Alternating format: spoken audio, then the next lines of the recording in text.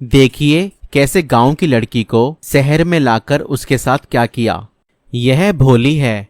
भोली एक आदिवासी इलाके के गांव में रहती है। भोली की माँ 4 साल पहले बीमार होकर मर गई थी। वो अपनी दादी और बाबूजी के साथ रहती है। उसके बाबूजी कोई काम नहीं करते, बस पूरा दिन शराब हुक्का पीते रहते हैं। दादी घरों में बर्तन धोकर कुछ पैसा कमा लेती है। अरे क्या रामू, तुम्हारी बेटी भोली 16 साल की हो गई है। अरे उसके विवाह का कोई इरादा विरादा है कि नहीं? हम अच्छा पैसा दे देंगे और उसे ब्याह कर शहर ले जाएंगे। पैसा कितना दोगे? 3,000 रुपये। इतना कम? नहीं भाई नहीं, हमको नहीं करनी उसकी शादी। अच्छा तो फिर 5,000 रुपये दे देंगे, नगद पैसा। अभी ले लो बयाना 1,000 रुपये, बाकी ब्याह के समय। माँ, ओ माँ, भोली को एक लड़का मांग रहा है। वो शहर में रहता है और भोली को शहर में ले जाएगा ब्याह कर। हे ईश्वर, तूने मेरी प्रार्थना सुन ली। भोली की उस आदमी के साथ शादी कर दी जाती है और वह उसे शहर के एक होटल में ले जाता है। देखा भोली, शहर में कितनी चकाचौंध होती है, बहुत बढ़िया लगता है। अरे बहुत पैसा मिलता है यहाँ। 2 दिन के बाद कोई दरवाजा खटखटाता है। जी, वो तो नहीं है, कहीं बाहर गए हैं। जी हमको पता है, उन्होंने ही तो हमें यहाँ भेजा है। उन्हें किसी जरूरी काम से दूसरे शहर जाना पड़ा, आपको साथ ले जाने के लिए कहा है। वह भोली को टैक्सी में बैठाकर एक अनजान जगह पर ले जाते हैं। नमस्ते आंटी। नमस्ते, क्या लाए हो? 16 साल की है, बिल्कुल नई है, क्या दोगी? ये तो इतनी सुंदर भी नहीं है, बस 5,000 रुपए दूंगी। अरे आंटी, इससे ज्यादा की तो हमारी खरीद है। चलो तो फिर 7,500 रुपए दे दूं।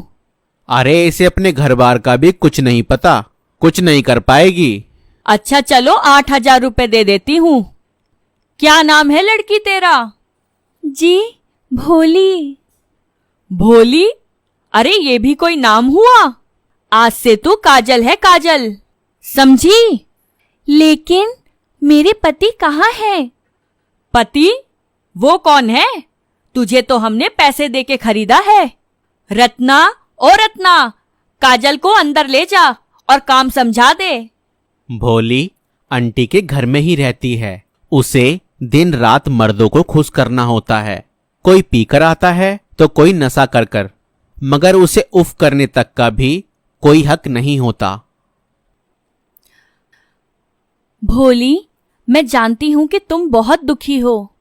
इस गली के नुक्कड़ पर एक औरतों का दफ्तर है। अगर तुम चाहो तो तुम भाग सकती हो। क्या तुम यहाँ से नहीं निकलना चाहती? नहीं, मेरी एक बेटी है जो आंटी के पास है। उसको छोड़कर मैं कहाँ जाऊं? 3 साल पहले मैंने कोशिश की थी, लेकिन आंटी को पता चल गया और उन्होंने मुझे बहुत मारा। लेकिन मैं तुमको निकलने में मदद कर सकती हूँ। भोली उस लड़की की मदद से भाग निकलती है और रात में महिला आश्रय में मदद पाने के लिए दरवाजा खटखटाती है। जहां पर एक औरत दरवाजा खोलती है। अच्छा, अपना नाम पता बताओ। मेरा नाम भोली है। मेरे बाबूजी जिला बस्ती में गोरखपुर के एक पास के गांव में रहते हैं। अपने पति या पिता का एड्रेस पता है? जी वो तो नहीं पता, लेकिन मंदिर के पास हमारी झोपड़ी है। पति का कोई पता नहीं कहाँ रहता है। आखिरकार आश्रय वाले भोली के घर को ढूंढ लेते हैं। जी नमस्ते, आपकी बेटी मिल गई है। उसे कुछ लोगों ने बेच दिया था। क्या? लेकिन हमने तो बड़े धूमधाम से उसका ब्याह किया था। हम गरीब लोग हैं, उसको यहाँ कहाँ रखेंगे?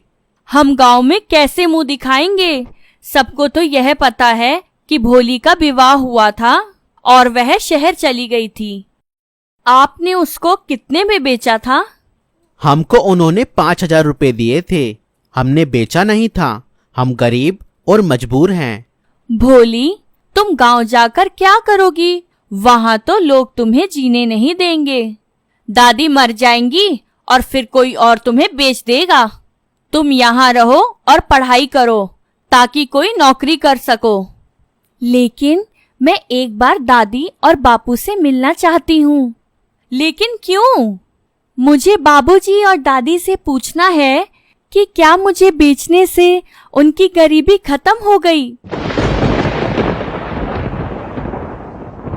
क्या भोली को बेचना बाबूजी और दादी माँ की गरीबी का समाधान था?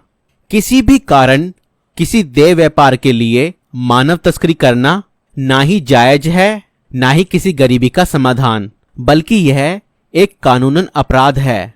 दोस्तों, इस वीडियो को ज्यादा से ज्यादा शेयर करें और बताएं आप यह वीडियो कौन सी जगह से देख रहे हैं और आपको यह वीडियो कैसी लगी।